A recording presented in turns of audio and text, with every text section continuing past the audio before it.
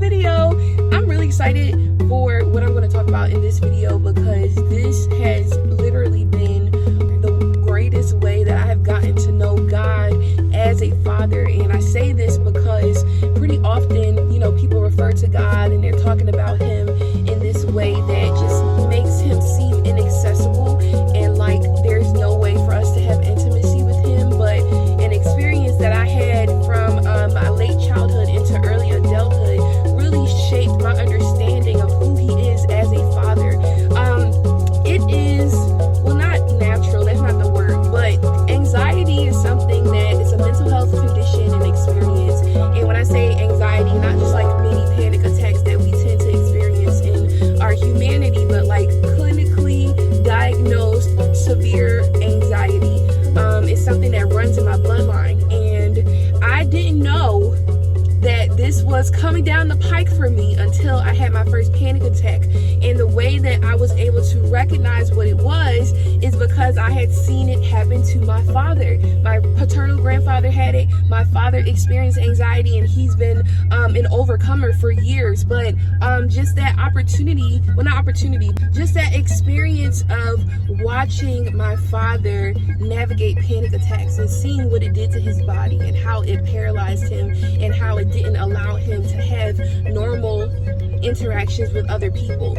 I was able to recognize those same things happening to me, and from there I was able to diagnose, okay, I'm having a panic attack or I'm having an anxiety attack right now. Just to share my experience, the first time that I noticed I was having an anxiety attack was when I was around 11 or 12 years old. I was in a room full of people at school, and there was an event going on, but I just got extremely sad and had a very strong urge to cry, and I couldn't figure out what was happening to me. Fast forward to high school, in one of my favorite classes, I absolutely loved the subject of math. I was in the middle of math class, and we were watching a movie called Beautiful Mind. If you've ever seen the movie, you know that it's about mental health. But while the movie was happening, there came a point where, again, I just got really sad and had this overwhelming urge to cry. And this time I left my classroom and I went to the bathroom and just like had a moment to try to gather myself. But in that moment, I recognized, okay, this is starting to become bigger than what I am able to deal with. And another time that I had a panic attack was when I was in high school doing a thing that I loved, music. We were in the middle of rehearsing for an upcoming performance, and that time I actually did cry. I just burst into tears, couldn't really communicate with anyone, didn't have language for what was going on with me. When I got to college, those attacks started to intensify, and it got to the point where my fingers would turn blue, my peripheral vision would be lost, I literally would not be able to move, and I would not be able to open my eyes.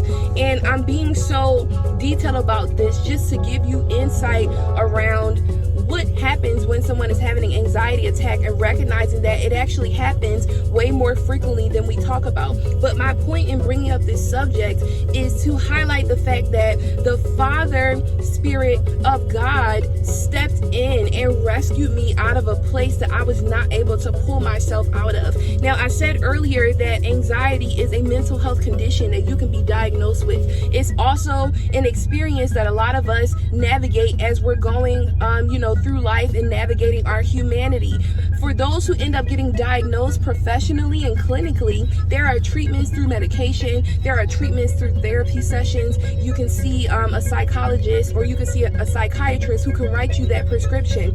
In my case, even though the attacks were so severe, I never made it to a doctor's office. I never ended up on medication. And this is not to say that those things are bad, but this is to say how the power of God literally delivered me from a place where I was not at peace within my own mind to a place where now I can detect anxiety in other people and help to pull them out of it by praying for them, by encouraging them to utilize their resources. So I just wanted to highlight that, because if it were not for the Father Spirit of God being able to nurture me and provide a safe space for me to come and to start to process what I was feeling, to gain language for how I was navigating those experiences, because while it was happening, I was literally paralyzed. The more that I pressed into my Father, the more that I pressed into the presence of God, I was able to identify a safe space where I could get delivered. And again, this is not to say that medication or that mental health professionals are not useful, because they are. But the way that God delivered me was without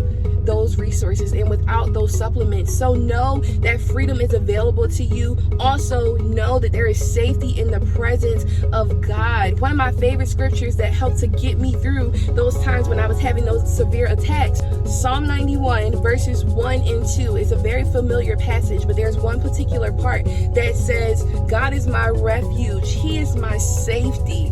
That thing completely transformed me. He that dwells in the secret place shall abide under the shadow of the Almighty. There's a different translation here on the screen, but that's just to emphasize that the Spirit of God is a safe place. And when we recognize him as our refuge, when we recognize that he is our only safe space, we're able to press into that and find refuge from the things that we're experiencing in our life. So just be encouraged. If you are dealing with a mental health condition, if you are experiencing anxiety or any other thing that you're not able to overcome, recognize that there is freedom for you. Recognize there are also resources out here in mental health professionals and in medication, but also know that the power of God is strong enough to deliver you without you having to utilize those things. So just be encouraged. No features for this week.